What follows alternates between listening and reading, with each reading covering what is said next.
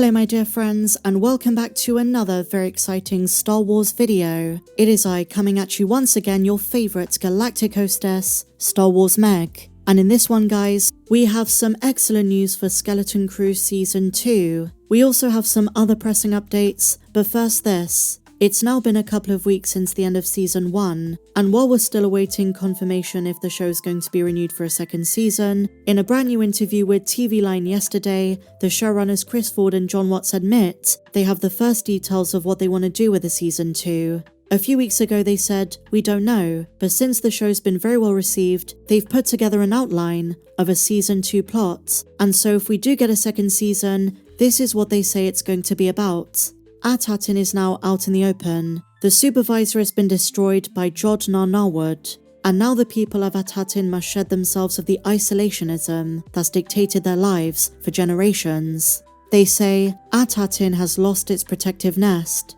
its childhood.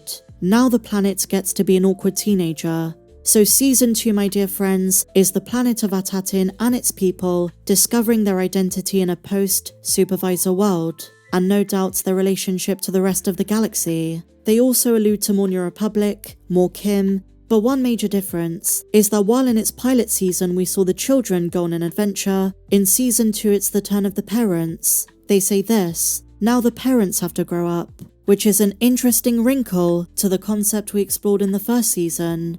In addition to all of the little updates from Ravi Kabat's Conyers and a few other cast and crew members, this has to be the biggest tease yet, and something else which they emphasize, with the great work finished and the barrier gone, Atatin is in a very vulnerable place. How will the citizens protect themselves, especially with a great deal of credits up for grabs? John Watts and Chris Ford got together and planned out the entire season. Do they know something? Is there going to be something revealed at Star Wars Celebration? In either case, they're ready for a Season 2, and so to kick off the new month of February, this is really exciting, especially at a time where Star Wars feels particularly directionless. It's always a great thing when you have showrunners who know what they want to do with their Star Wars story, even in this instance, where the series is not confirmed to be renewed.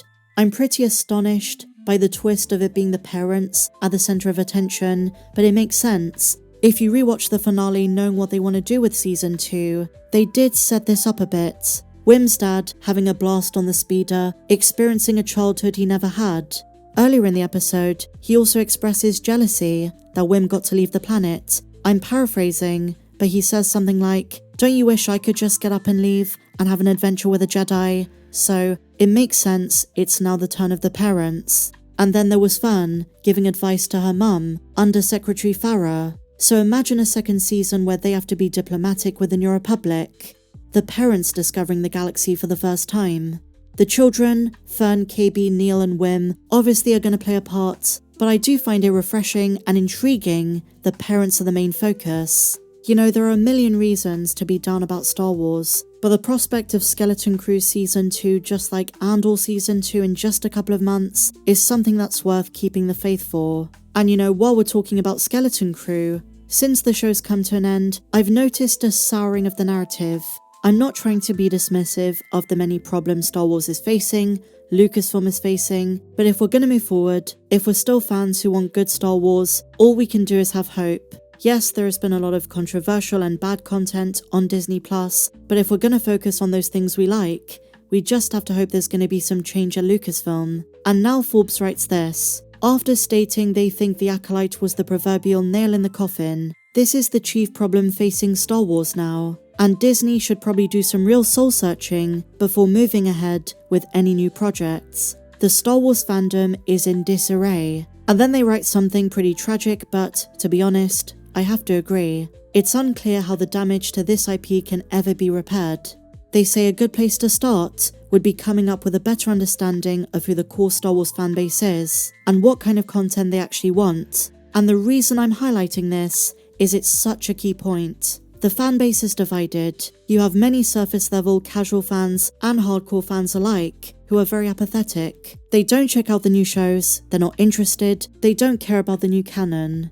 But then you have those who do still care. But amongst them, you have even more divides. Those who want more animation, those invested only in certain eras, and something I find increasingly common, Star Wars fans who just care about Andor Season 2 and nothing else. Those who are saying after Andor, they think they're gonna check out. So despite how good Skeleton Crew is, the damage done by other projects over the years is something Lucasfilm has to repair. How they're gonna go about it, who knows? Forbes goes on to say this: the answer to that question is pretty straightforward. Heroic space fantasy that puts an emphasis on great characters and fun adventures, with clearly defined heroes and villains. That isn't to say you can't have morally complex characters, but they say audiences are tired of subversion. Star Wars is escapist fantasy, and this is a crucial point fans argue Lucasfilm no longer understands. Tell a great story your audience actually wants, and you'll find success. It's gonna take some time, rebuilding of trust between Lucasfilm and the Star Wars fandom, and a consistent record